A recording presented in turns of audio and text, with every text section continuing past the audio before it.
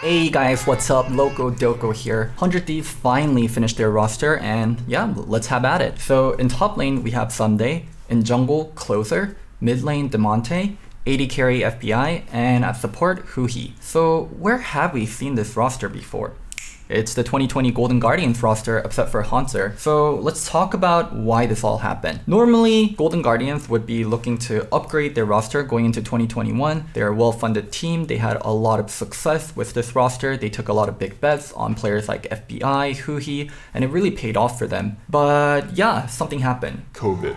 I talked about this in multiple videos, but NBA makes most of its money from having people in seats. And during COVID, NBA just cannot get people in seats because there aren't live games, so they lost a lot of their funding. And that trickled down all the way into esports by a lot of the teams that were backed by NBA teams, Golden Guardians, backed by Golden State Warriors, so they lost their funding. You can hear about it in the GG video. Their head of esports, Hunter Lee, did the video, and yeah, he basically says what I say. They lost funding, so they're gonna have to be kind of short on budget, so they ended up selling to 100 Thieves. Now the question that's going to come up is, isn't 100 Thieves an NBA backed team? I thought they were backed by the Cavs. They are somewhat invested by the Cavs, but their portfolio is much more diverse than just the Cavaliers, so yeah, they still have money to throw around. It's kind of funny when you think about the whole situation. It used to be the NBA teams had all the buying power and they had all the big money and they could spend a lot for the players, but during COVID, it's the endemic teams with the more diverse portfolio that actually have the money to spend. So all that boring stuff aside, let's actually talk about the roster. Ssumday, my man in the top lane, he's been here since the start of 100 Thieves. He's been their long-term franchise player. And what is there to say? He is one of the best top laners in the league. I think he's the best weak side player by far, even better than Impact. And on top of that, he can play carry champions. And one thing that really stands out to me about Ssumday is he never ever makes mistakes. It's really rare to see Ssumday make a big mistake and get ganked or get doped. He knows exactly what's going on in the map and he does a great job of being self-sufficient. And yeah, I think Ssumday is going to look even better this year because he's going to have 4 better pieces surrounding him. So just look forward to Ssumday dominating and crushing. In the jungle, we have Closer. So Closer is a new face to the LCS in the 2020 season, and he's been a very pleasant surprise. He's from Turkey, used to play on the same team with Broken Blade way back, and he's just been crushing it. I really like his playstyle for jungle. It's very carry oriented. He plays things like Lee Sin, Nidalee, Graves, and it wasn't like he changed his playstyle coming from a minor region to a major region. He kept his playstyle through and through, and he's just been growing more and more so. I think carry junglers are really good for teams because when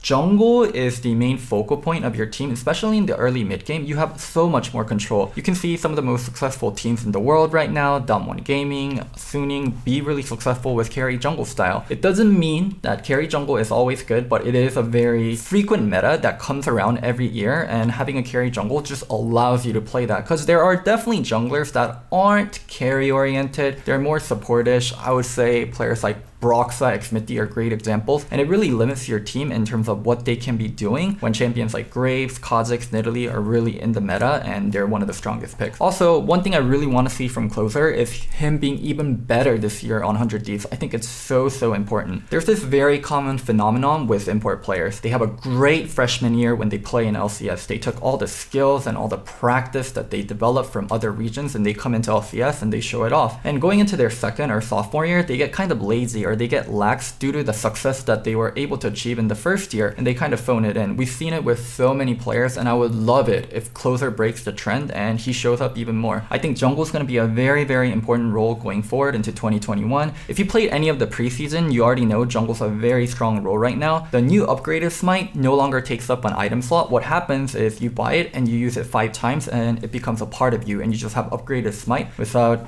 having an item slot taken away. So jungle very strong with the new mythic item and the smite mechanic. So yeah, Closer, we're keeping a close eye on you and I hope you kill it. Damonte in the mid lane. I think this is where some fans are going to be a little bit disappointed. 100 Thieves were in talks to get perked. They were definitely one of the teams bidding and they really wanted him. And also there were rumors of Palafox joining 100 Thieves instead of Damonte. But I'm guessing what happened is C9 decided to sell the package of Licorice, Palafox, and Diamond to FlyQuest. And instead of 100 Thieves getting that individual piece in Palafox, they just weren't able to secure it and had to go with Damonte. Damonte is actually surprisingly a great player for this team. his playstyle is about enabling other people and creating space, and I'll tell you a little bit of what I mean. If you watched him since the Clutch Gaming days, he's done a great job of enabling his jungler. In the Clutch days, it was Lyra, in the Golden Guardians days, it was Closer, and in the 100 Thieves days, it's going to be Closer again. He's very good about playing priority champions, moving first for the scuttle, moving with the jungler to dive bot lane or dive top lane. He does a great job of making sure your carry jungler has the exact same mid you need to get the job done. I would compare him to someone like Niski. Niski's also a great mid laner at enabling junglers, and yeah, Tanner shines really brightly when he has a player like Closer with him in the jungle. Also in teamfights, Tanner's not bad at all. I wouldn't say he's the best mage player, and when the meta is going to be around mid lane, he's not going to shine as much, especially when you compare him to the top tier imports like Jensen, Power of Evil, and Perked. But one thing he does a really good job of is, like I said, he does a good job of creating space. He knows exactly when he has to go in. He knows how to burn his cooldown, so there's space created in a team fight. What I mean by space is you're going in and making sure people have to focus you. You're going in and getting that stun off. You're going in and getting that engage off and starting the team fight and getting the focal point to be about you. Hey, the Qiyana came in, we need to do something about this. The Galio flash taunted, we need to do something about this. And what that does is allow your AD carry and your jungler, who are playing a little bit more squishy champions, to really have room to do what they need to do in a team fight. And yeah, FBI is one of the best team fighting AD carries, so Tanner, FBI just is a perfect combo. I don't think Tanner is a standout all-American best mid laner in LCS, but he is just a perfect fit for teammates such like FBI and Closer. Now we get to the main jewel of GG and 100 Thieves, FBI. Dude, this player improved so much. I remember when he first came in, he was legitimately a garbage tier AD carry, and I just thought he was going to be a garbage tier AD carry, and I thought Golden Guardians made a mistake, but oh my, was I wrong. He developed into one of the best AD carries in LCS. I'm going to give you guys some stats. One of the highest damage shares for an AD carry in the regular season at 30.7%, just behind Tactical on TL. And yeah, his CSD is where it's really shining bright. 7.7 CSD at 10 in the regular season. And to give you some context, Doublelift is second with 4.3. So what this means is, on average, FBI is up 7.7 CS at 10 minutes. That is such a crazy stat to think about. What else can we say about him? He's an amazing laner, he's an amazing team fighter, he does such a great job of both, and that's what you really need to ask for an AD carry. Be dominant in lane and be dominant in team fights and do your job. There is one Achilles heel for FBI. It has been getting better, but he has a tendency to get caught out at crucial situations, and long as he can improve on this, I see him be one of the best AD carries in the LCS. He's such an interesting player, and you should be on the lookout if you're a 100 Thieves fan. My god, you're in for a treat. One bonus fact.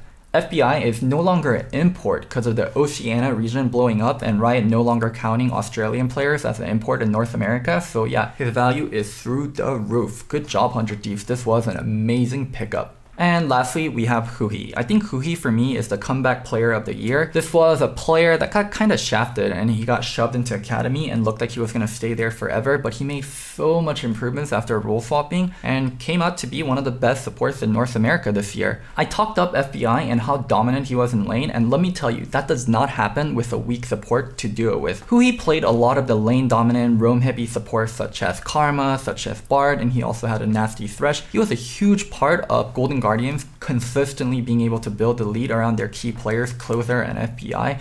And yeah, he gets overlooked a bit, but trust me, Huhi is a crucial piece to this team. And we can talk about his intangibles, I'm sure, which are carrying over from his CLG days. Vocal, great teammate, great friend, what's there not to like? This is a player that's friendly, that's fun to be around, that supports his teammate, and is also great in game. I'm really happy that FBI and Huhi continued to lane together and develop together on 100 Thieves. This was a duo I would have hated to see break up. Overall, this roster is 2020 Golden Guardians supplemented by Ssumday in the top lane, and no disrespect to Haunter, he was a solid player, but Ssumday is a top tier top laner in LCS, and yeah, this roster is just going to be better. I think they're a roster that cannot be underestimated, and they will be able to take games off of TL, TSM, and C9, and I'm just so excited to see them play. Golden Guardians was amazing in 2020, and now they upgraded, the foursome upgraded with Ssumday. My god, I'm excited. So I hope you enjoyed this video. Don't forget to like and subscribe.